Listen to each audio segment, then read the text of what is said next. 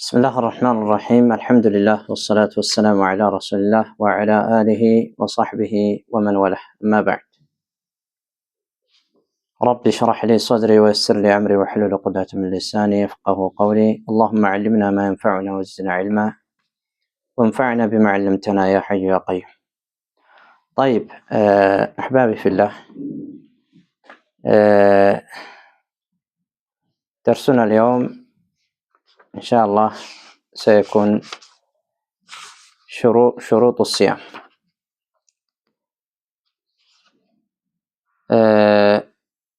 የዛሬው ደርሳችን የሚሆነው በአላህ ስብሐነሁ ወተዓላ ፍቃድ የጾም መስፈርት የሚባለው እንግዲህ ቀብለል ዐመል የሚሆን ነው። መስፈርቱ ካልተገኘ አንድ ስራ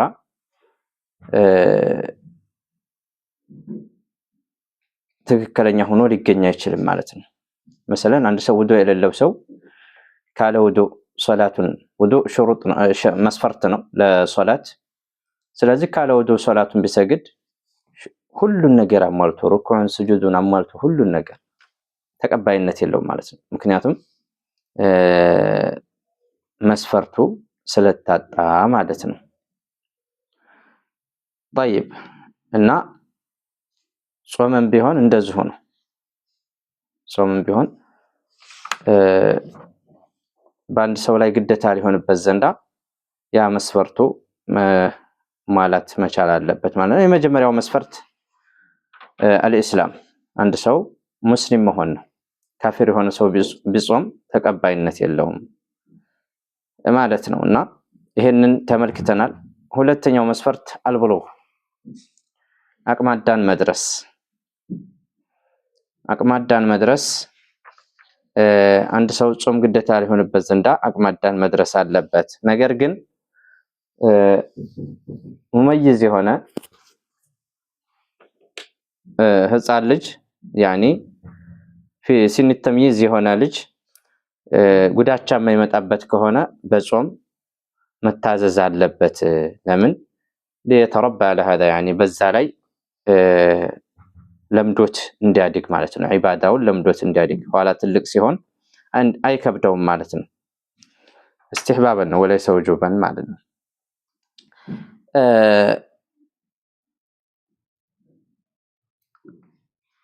አንድ ሰው አቅመ አዳም በደረሰ ጊዜ አቅመ አዳም ሳይደርስ በስተፊት ያለፉ ጾሞች ግዴታ ይሆንበታል አይሆንበትም? አይሆንበትም ብለናል። አይሆንበትም። አቅመ አዳም ወንድ ልጅ ምንን ሲያይ ነው አቅመ አዳም የሚደርሰው? ሴት ልጅ እንደዚሁ ተመልክተናል ማታ። ሴት ልጅ በአራት ነገር እንትን ትላለች፣ አቅመ አዳም ትደርሳለች፣ አቅመ ሔዋን ማለት ነውና ወንድ ልጅ በሶስቱ ነገር ሴትም ወንድም የተጋሩ ናቸው ማለት ነው። ያ ማለት ምንድነው? በብልቱ ላይ ፀጉር ማብቀል፣ ዘር ፈሳሽ ማፍሰስ ሴትም ወንድም የሚከናወንበት ነው። ይሄ ካልተገኘ 15 ዓመት መሙላት፣ ሴትም ሆነ ወንድም 15 ዓመት ከሞላው አቅመ ሔዋን ደርሷል ይባላል፣ አቅመ አዳም ደርሷል ይባላል። ሴት ልጅ ከሆነች የወር አበባ ማየት፣ ከነዚህ ከአራቶቹ አንዱን ሴት ልጅ ካየች አቅመ አዳም ደርሳለች ይባላል። ወንድም ልጅ እንደዚሁ ከሶስቱ አንዱ ከተከሰተ አቅመ አዳም ደርሷል ይባላል። የዚህን ሰዓት በሸሪዓ የተደነገጉ ህግጋቶች መሰለን ከሰላ ወሰም ግዴታ ይሆኑበታል ማለት ነው። طيب حكم قضاء ما سبق إذا بلغ الصبي أثناء شهر رمضان. برمضان ور መካከል አቅመ አዳም የደረሰ እንደሆነ ወይም የደረሰች እንደሆነ አንዲት እህት ቀዷ ግዴታ ይሆንበታል አይሆንበትም? ያለፈውን ማለት ነው። ረመዳን 15 ቀን ላይ የወር አበባ አየች እንበል የመጀመሪያ።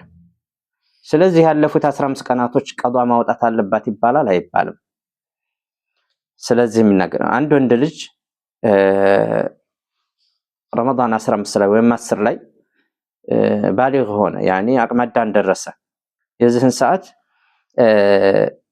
ያለፈው 10 ቀን ቀዷ ማውጣት አለበት የለበትም የሚለውን የሚናገር ነው ማለት ነው። إذا بلغ الصبي أثناء شهر رمضان فإنه يصوم بقية الشهر. يعني إذا بلغ الصبي هزانو لج بدرس جزي أثناء شهر رمضان ور مكاكل له رمضان أسرى مسكال نبل فإنه يصوم بقية الشهر يورون يقرون يصومال ይሄ ምንም ጥርጥር የለውም ማለት ነው።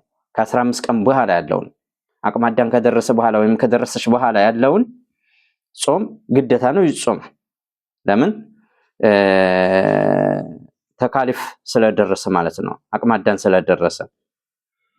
ነገር ግን ولا يلزمه القضاء ما سبق ያለፈውን 15 ቀን አቅመ አዳም ሳይደርስ በስተፊት ወይም ሳትደርስ በስተፊት ያለፈውን አውጣ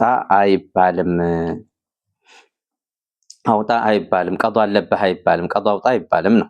سواء كان قد صامه ام افطر ቢጾምም ቢያፈጥርም እኩል ነው ምንም እንትን የለውም። وهذا باتفاق المذاهب الفقهية الأربعة الحنفية والمالكية والشافعية والحنابلة ይህም አመለካከት ደግሞ ይህ حكم أربع المذاهب يتسمموበት ነው። ምኑን አንድ ሴት ልጅ ወይም አንድ ወንድ ልጅ ረመዳን ወር መካከል ላይ አቅመ አዳም ቢደርስ ያለፉትን ወራቶች ቀዷ ማውጣት አይዘውም ወደፊት ያለውን ቀናቶች መጾም ግዴታ ነው በሚለው ማለት ነው። አራቶቹ መዝሐቦች የተስማሙበት ነው።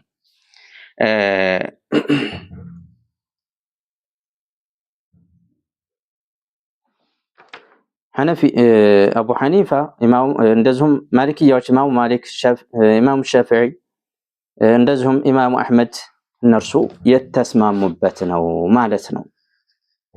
طيب وهو قول أكثر العلماء የአብዛኞቹ ዑለማዎች ንግግር ነው። የአብዛኞቹ ዑለማዎች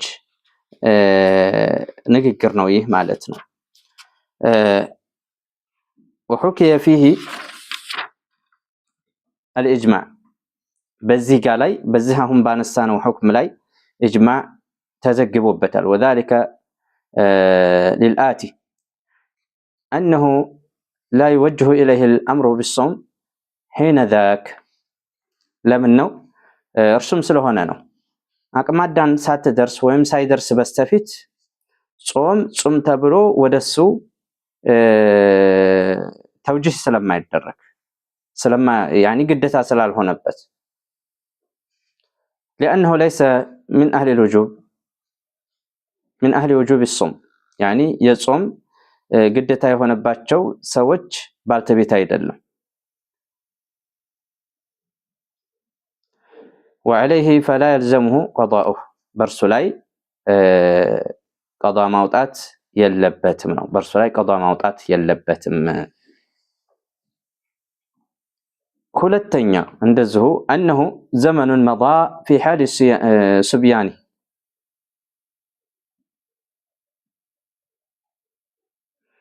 ህፃን እንደሆነ ልጅ እንደሆነ ያለፈ ወራት ስለሆነ ነው ቀዷ ግዴታ ማይሆንበት ያለፈውን ማለት ነው። ረመዳን ወር መካከል ላይ አቅመ አዳም ብትደርስ ወይም አቅመ አዳም ቢደርስ ማለት ባሊግ መሆን ደረጃ ቢደርስ ማለት ነው። يعني ከአራቱ ወይም ሴት ከሆነ ከአራቱ አንዱን ብታይ ወይም ወንድ ከሆነ ከሶስቱ አንዱን እንትን ቢል ማለት ነውና ያለፈውን ጾም ቀዷ ማውጣት ግዴታ አይሆንበትም። አንደኛ አሁን የተመለከትነው ወደሱ ጾም ተውጂህ ስለማይደረግበት በዛ ባለፉት ወራቶች የግዴታ ባለቤት ስላልሆነ ግዴታ ከሆነባቸው ሰዎች ውስጥ ስላልሆነ ማለት ነው እና ቀዷ ግዴታ አይሆንበትም። ሁለተኛ أنه زمن مضى في حال صبيان يعني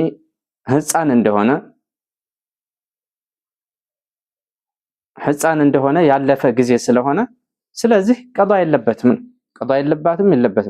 فلم يلزمه قضاء الصوم فيه ስለዚህም በዚህ ጋር ያንን ያለፈውን ወራት ቀዷ ማውጣት ግዴታ የለበትም። كما لو بلغ بعد الانسلاخ رمضان يعني عند ሰው ረመዳን ካለፈ በኋላ ብልግና ያኒ አቅመ አዳም ደረጃ ቢደርስ ወይም አቅመ ሔዋን ደረጃ ቢደርስ ረመዳን ከወጣ በኋላ ሰውየው ባሊግ ሆነ አቅመ አዳም ደረሰ እንበል። ስለዚህ ረመዳን ያለፈውን አውጣ ይባልም ማለት ነው።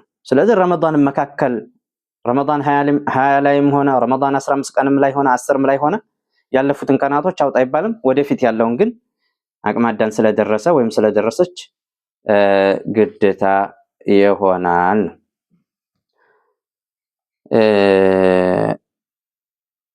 طيب ሌላኛው حكم القضاء والإمساك إذا بلغ الصبي أثناء نهار رمضان وهو مفطر. حكم القضاء والإمساك قضاء ማውጣት ፍርድ የሚናገር ነው። እንደዚሁም ራሱን የመገደብ ኢምሳክ ማለት አንድ ሰው ጾመኛ ሳይሆን በሆነ በቀኑ መካከል ላይ ለቀኑ ሁርመት ሲባል ራሱን ከምግብ ከመጠጥ የሚገድብበት የሆነ ግን ጾሟል ተብሎ የማይያዝለት የሆነ ነው። إذا بلغ الصبي أثناء نهار رمضان وهو مفطر ህፃኑ ልጅ በአቅመ አዳም በደረሰ ጊዜ ረመዳን ቀን መካከል ላይ እርሱም ያፈጠረ ሆኖ إذا بلغ الصبي أثناء نهار رمضان وهو مفطر فإنه يلزمه أن يمسك بقية يومه. አንድ ህፃን ልጅ ረመዳን ቀን መካከል ላይ አቅመ አዳም በደረሰ ጊዜ ወይም በደረሰች ጊዜ እርሱም ያፈጠረ ሆኖ ወይም ያፈጠረች ሆና ማለት ነውና ስለዚህ فإنه يلزمه أن يمسك بقية يومه የቀረውን ቀን ከምግብ ከመጠጥ ራሱን መቆጠብ ግዴታ ይሆንበታል። كيف التصوير هذا يعني እንዴት ነው የሚለው مثلا ظهر ላይ ከረመዳን ቀን ظهر ላይ አቅመ አዳም ደረሰ ወይም ደረሰች የወር አበባ አየች እንበል። ስለዚህ ይሄ የወር አበባው እንኳን ማፍጠር ስለሚቻልላት በዚህ ጋር እንትና ነው ወይም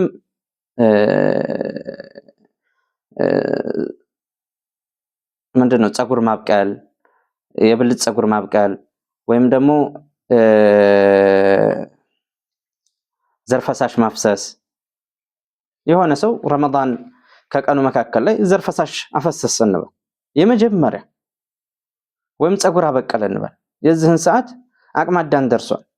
የዚህን ሰዓት ከምግብ ከመጠጥ መቆጠብ አለበት ኢምሳክ ማድረግ አለበት ማለት ነው። ለምን ያለ ለዘመን ለሁርመት الزمن يعني ወራቱ ክብር ሲባል እንትን ማለት አለበት። ከዛ በኋላ ያሉ ቀናቶችን መጾም በሱ ላይ ግዴታ ይሆንበታል ወይም በሱ ላይ ግዴታ ይሆንባታል ማለት ነውና مرحبا ولا قضاء عليه በርሱ ላይ ቀዳ የለበትም። የዛን ቀን ያንን ቀን አቅመ አዳም የደረሰበትን ወይም የደረሰችበትን ቀን ከምግብ ከመጠጥ መቆጠብ ነው። ሌላውን ቀን መጾም ነው እንጂ ወደፊት ያለውን ያንን ቀን እዚህ ቀን ላይ አቅመ አዳም ደርሰሃል ወይም ደርሰሻልና ቀዳ አውጣ ወይም አውጪ አትባልም ነው። وهو مذهب الحنفية وهي رواية عن أحمد اختارها ابن تيمية وابن عثيمين. إهم مجموع الفتاوى لا انتن ያሉት ነው።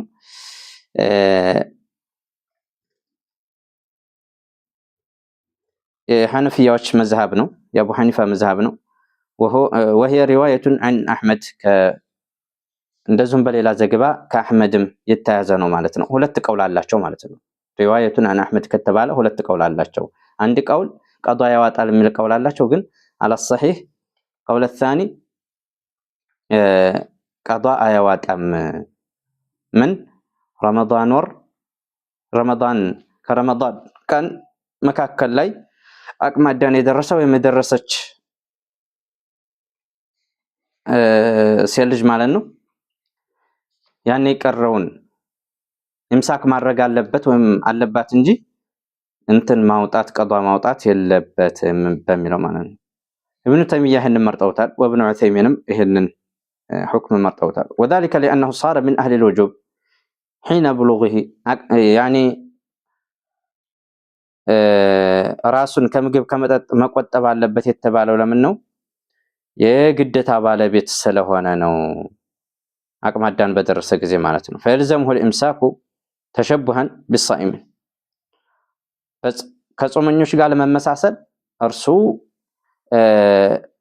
ከምግብ ከመጠጥ ራሱን መቆጠብ ግዴታ የሆነበታል ነው።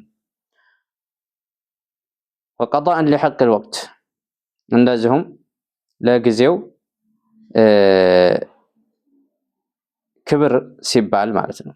ولا تلزمه الإعادة لأنه أتى بما أمر به ያንን እንደገና ቀዷ ማውጣት አይዘውም እርሱ በታዘዘው መልኩ በቻለው መልኩ ስለፈጸመ። طيب ومن شروط الصيام ከጾም መስፈርት ማለት ነው ሶስተኛው العقل ነው። አንድ ሰው አይምሮው ጤናማ መሆን አለበት። አይምሮው ጤናማ ሊሆን ይገባል። አይምሮው ጤናማ ካልሆነ ጾም በሱ ላይ ግዴታ የሆነበትም እብድ ከሆነ ምናምን ማለት ነው። يشترط لوجوب الصوم العقل ለጾም ግዴታነት ምን መስፈርት ይሆናል? አይምሮው ጤናማ መሆን ይጠበቅበታል ማለት ነው። الدليل من السنة عن علي رضي الله عنه أن النبي صلى الله عليه وسلم قال رفع القلم عن ثلاثة عن النائم حتى يستيقظ وعن الصبي حتى يكبر وعن المجنون حتى يعقل ከሐዲስ ያለው ማስረጃ አልይ መልካም ስራቸውን አላህ Subhanahu Wa Ta'ala ከነርሱ ወደድላቸውና ነብዩ አለይሂ ሰላቱ ወሰለም እንዲህ ብለዋል ይላሉ። ቀለሙ ተነስቷል رفع القلم عن الثلاثة ከሶስት ሰዎች ቀለሙ ተነስቷል يعني አይጻፍባቸውም ማለት ነው። ليسوا من المكلفين حتى لو فعلوا المعاصي وإلى آخره አይጻፍባቸውም ማለት ነው። عن النائم የተኛ ሰው ቢሳደብ ወይም ሚስቴን ፈትቻለሁ ብሎ ቢል አይጻፍበትም حتى يستيقظ እስከሚነቃ ድረስ ማለት ነው። ለምን هو ليس بيد الله ليس بيده ማለት ነው። وإنما هو بيد الله بالله እጅ ነው በሱ እጅ አይደለም። ተኝቷል النوم موت الصغرى እንቅልፍ ደግሞ ትንሿ ሞት ነች እና ስለዚህ ተኝቶ ሰውየው የተናገረውን ቢናገር ወይም የሆነ ነገር ቢሰራ ተጠያቂነት የለውም ማለት ነው። وعن الصبي ህፃን ልጅ حتى يكبر ትልቅ እስከሚሆን ድረስ አቅመ አዳም እስከሚደርስ ድረስ አይጻፍበትም ነው። وعن المجنون حتى يعقل እብድ አይምሮው ጤናማ እስከሚሆን ድረስ الدليل من الإجماع ማስረጃውም إجماع ያለበት ነው። نقل الإجماع على ذلك ابن حزم وابن رشد وابن المفلح ይሄንን የዑለማዎችን ስምምነት ዘግበዋል። ኢብኑ ሐዝም ዘግበዋል፣ ኢብኑ ሩሽድ ወኢብኑ ሙፍሊህ እነዚህ ዘግበዋል ማለት ነው። በምን አንድ ሰው ጾም በሱ ላይ ግዴታ ሊሆንበት ዘንዳ አይምሮው ጤናማ መሆን አለበት በሚለው ማለት ነው። طيب ሌላኛው زوال العقل بالجنون حكم صوم المجنون አይምሮው መወገድ በእብደት እብድ የሆነ ሰው ጾምን መጾሙ ፍርዱ እንዴት ነው? ያኒ እንደ ሸሪዓ ማለት ነው። እንደ ሸሪዓ ፍርዱ እንዴት ነው?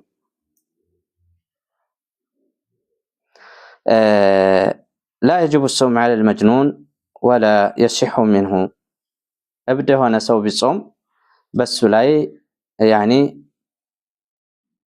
لا يجب الصوم على المجنون በእብድ ላይ ጾም ግዴታ አይደለም። ولا يصح منه ከርሱም ትክክል አይሆንም ተቀባይነት አይኖረውም ቢጾም እንኳን ማለት ነው። ፈርዶን ቢጾም እንኳን ተቀባይነት አይኖረውም። الدليل من السنة كسنة ያለው ማስረጃ عن علي رضي الله عنه أن النبي صلى الله عليه وسلم قال رفع القلم عن ثلاثة عن النائم حتى يستيقظ وعن الصبي حتى يكبر وعن المجنون حتى يعقل حديث صحيح ነው።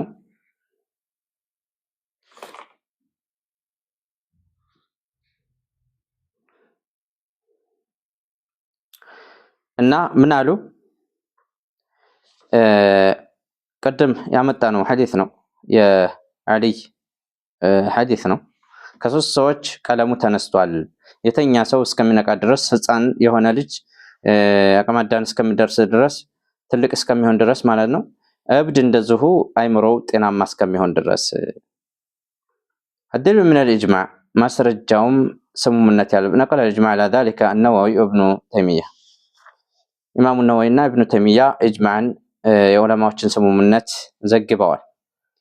حكم المجنون إذا أفاق في نهار رمضان በረመዳን ወር ባንሰራራ ጊዜ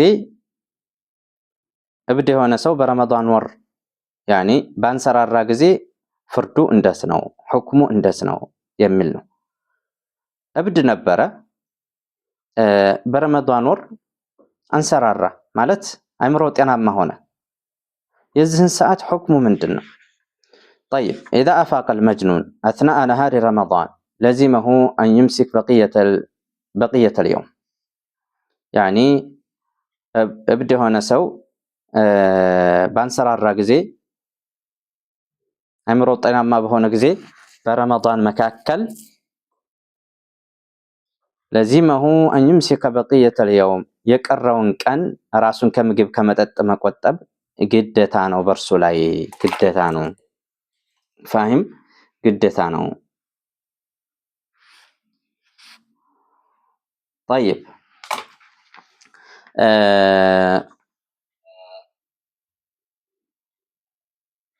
በርሱ ላይ ግዴታ ነው የቀረውን ቀን መሰለን ዙሁር ላይ እብድ የሆነው ሰው ዙሁር ላይ ሻራ አይምሮ ጤናማ ሆነ በረመዳን ቀን ማለት ነው።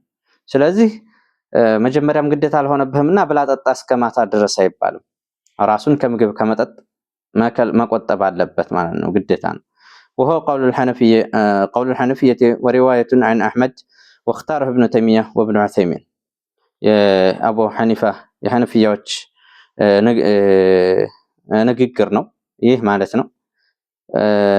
ورواية عن أحمد كندزه كإمام أحمد በሌላ ዘገባ የመጣ ነው ማለት ነው። واختاره ابن تيمية وابن عثيمين ابن تيمية መርጠውታል ይሄንን፣ وابن عثيميንም መርጠውታል። ምን ያለውን እብድ የሆነ ሰው ከረመዳን ቀን መካከል ባንሰራራ ጊዜ አእምሮ ጤናማ በሆነ ጊዜ የቀረውን ቀን ራሱን መቆጠብ አለበት ከምግብ ከመጠጥ ተሸቡሃን بالصائمين وحرمة للزمن ማለት ነው።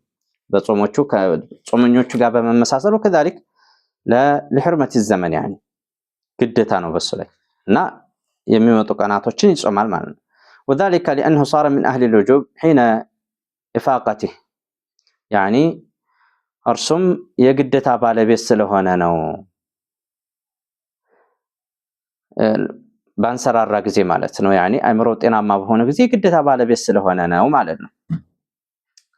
طيب فيلزمه الإمساك تشبها بالصائمين وقضاء لحق الوقت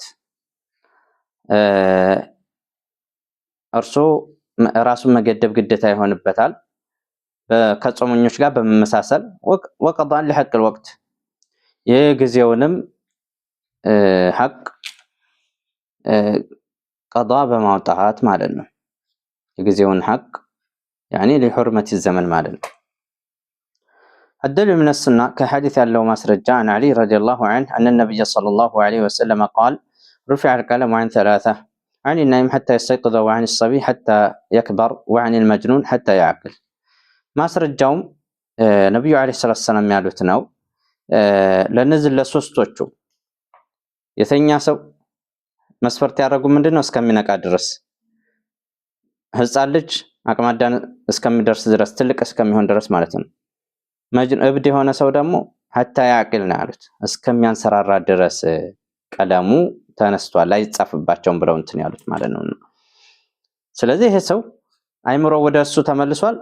ስለዚህ ከረመዳን ቀን መካከል ላይ ቢመለስ አይምሮው ጤናማ ቢሆን የቀረውን ቀን ያንን ራሱን ከምግብ ከመጠጥ መቆጠብ አለበት። ተሸቡሃን بالصائمين وحرمة يعني وقضاء لحق الوقت. مرحبا. وجه الدلالة أن من كان مرفوع عنه القلم لا يتوجه عليه الخطاب بأداء الصوم والقضاء ينبني عليه የማስረጃው ሁኔታ ማለት ነው አይምሮው የተነሳ የሆነ ሰው انه من كان مرفوعا عنه القلم ተሱ ቀለሙ የተነሳ የሆነ ሰው يعني አይምሮው ጤናማ ያልሆነ ሰው እብድ የሆነ ሰው ማለት ነው لا يتوجه عليه الخطاب بأداء الصوم ጾም ተብሎ አይባልም ወደሱ ተውጅህ አይደረግም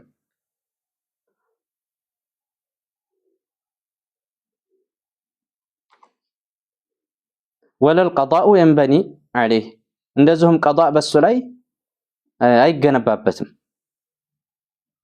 ለምን አይምሮ የለምሃ يقول العلماء العقل مناط التكليف አይምሮ አንድ ሰው የግዴታ እንትን ነው ይላሉ ወሳኝ ሆነ ነው አንድ ሰው ግዴታ ሊሆንበት ዘንድ የተለያዩ የሸሪዓ ህግጋቶች አቅሉ አይምሮው ጤናማ መሆን አለበት ስለዚህ አልዓቅሉ مناط التكليف ይላሉ ወሳኝ ሆነ ነው ولانه صوم فات في حال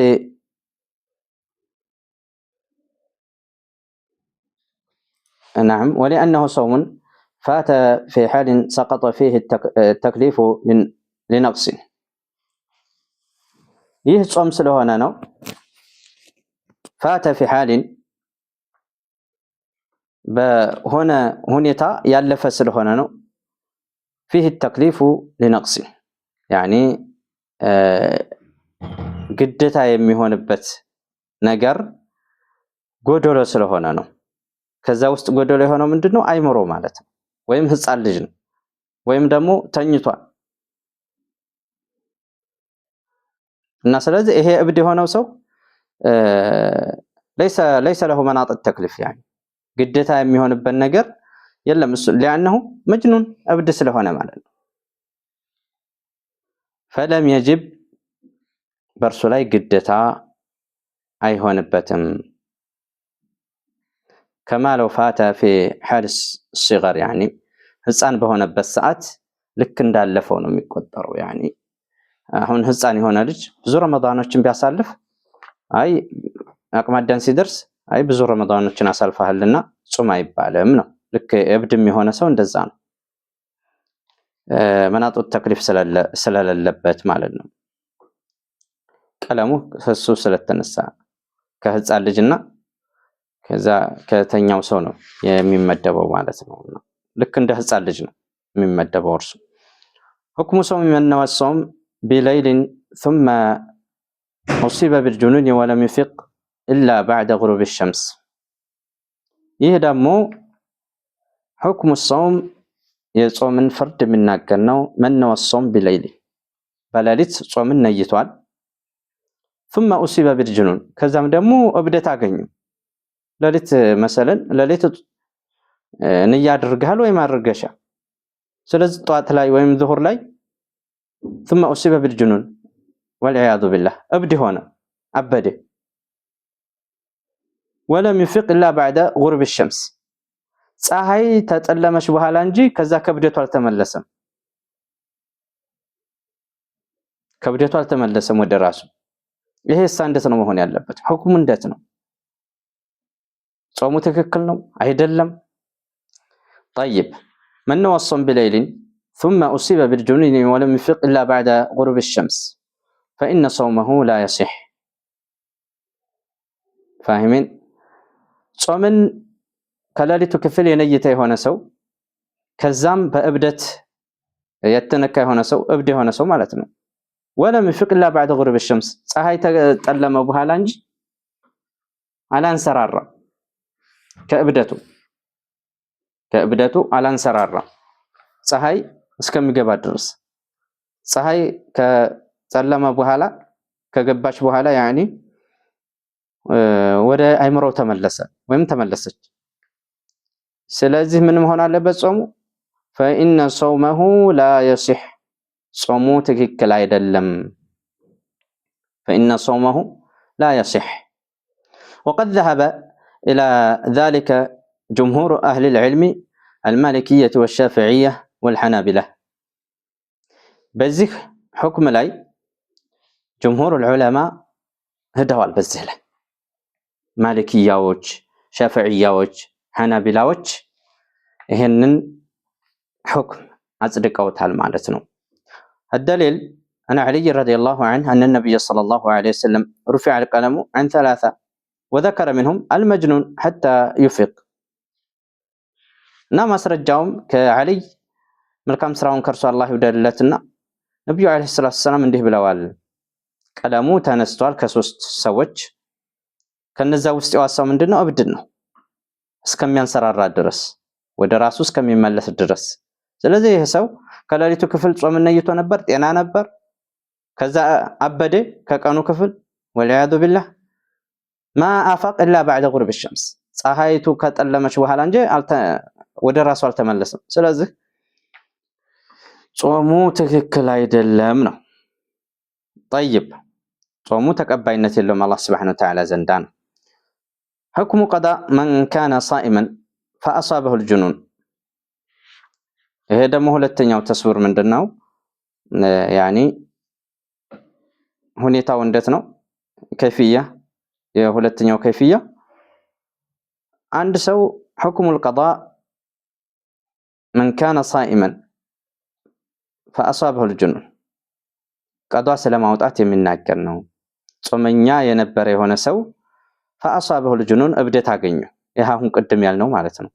هل عليه القضاء أم لا? ቅድም ያየነው ጾሙ ትክክል ነው አይደለም ነው። ጾሙ ትክክል አይደለም ብለናል። طيب ያንን ቀን ደግሞ ቀዷ ማውጣት አለበት የለበትም?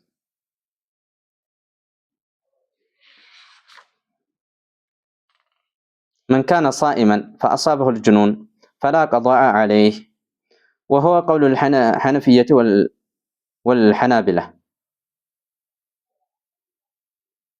وهو اختيار ابن حزم وذلك لأنه قد أدى ما عليه وهو صحيح مكلف يعني ጾመኛ የነበረ የሆነ ሰው እብደት ያገኘው የሆነ ከቀኑ ክፍል ማለት ነው በርሱ ላይ ቀዷ የለበትም። ይህም ደግሞ የሐነፊያዎች ንግግር ነው። የሐንበልያዎችም የነርሱም ንግግር ነው። ይሄንንም وهو اختيار ابن حزم መርጠውታል ማለት ነው። ابن حزم መርጠውታል። وذلك ይህም ስለሆነ ነው لأنه قد أدى ما عليه وهو صحيح مكلف እሱም ጤናማ ሆኖ ሙከለፍ ሆኖ በርሱ ላይ ያለበትን ስላደረገ ነው። በሱ ላይ ማድረግ ያለበትን ስላደረገ ثم رفع عنه التكليف بالجنون በእብደት ከእርሱ ግዴታነት ተነሳ። ግዴታ የሚሆንበት ከሱ ተነሳ፣ እብድ ሆነ።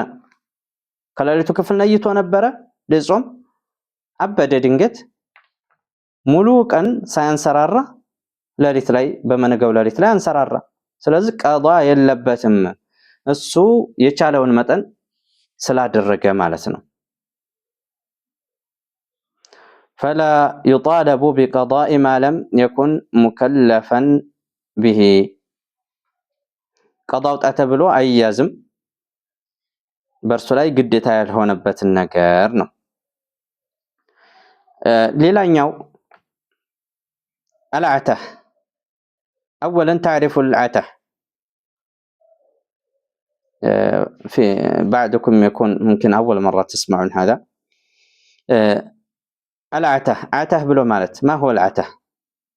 أولا تعرف العته. عته بلو مالت سلسو تعرف يمنا درق بنو من دنو ما هو العته؟ عته بلو مالت من مالتنا العته لغة እንደ ቋንቋ ደረጃ عته ብሎ ማለት እንደ ቋንቋ ደረጃ نقص العقل من غير جنون أو دهش. عته ብሎ ማለት